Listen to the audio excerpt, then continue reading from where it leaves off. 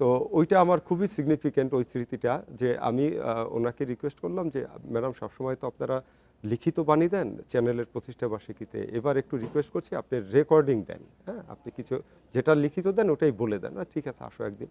আমি অ্যাপয়েন্টমেন্ট নিয়ে একদিন গেলাম। আমাদের ওই রিপোর্টার ছিল, সরি আমি ছিলাম সাথে, আর ক্যামেরাম্যান ছিলেন জুয়েল নূর, ও এখন আমেরিকায়। আমরা দুজন গেলাম, রেকর্ডিং হলো। রেকর্ডিংয়ের পর উনি আমাকে জিজ্ঞেস করলেন যে এই তোমরা এই চ্যানেল অন কি বিএনপির নিউজ দেখাও না সব পক্ষের নিউজ দেখাও? আমরা ম্যাডাম আমরা সব পক্ষের নিউজ দেখাই। তখন উনি আমাকে বলল দেখো সব পক্ষের নিউজ সমানভাবে দেখাবা, সব পক্ষের নিউজ সমানভাবে না দেখালে তোমাদের চ্যানেল কেউ দেখবে না, আর তোমার চ্যানেল যদি কেউ নাই দেখে তাহলে তুমি আমার বা কারো একজনের গুণগান সারাদিন গাইলেও সেটা জনগণের কাছে পৌঁছাবে না।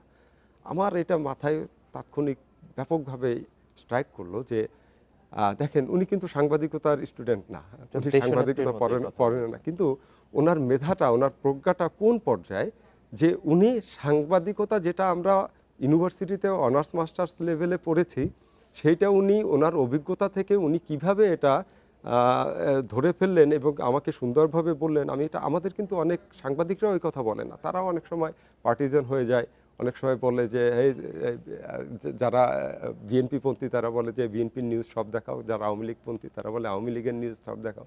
কিন্তু ওনার দেখেন ওনার প্রজ্ঞা, উনি বললেন যে সব পক্ষের নিউজ সমানভাবে দেখাতে হবে, যদি সব পক্ষের নিউজ সমানভাবে না দেখান তাহলে আপনার চ্যানেল অডিয়েন্স দেখবে না, আর যদি আপনার চ্যানেলে দর্শক না থাকে আপনি আপনার নিজের গুণগান বা দলের গুণগান 24 ঘন্টা গাইলে সেটা তো আর জনগণের কাছে পৌঁছাচ্ছে না।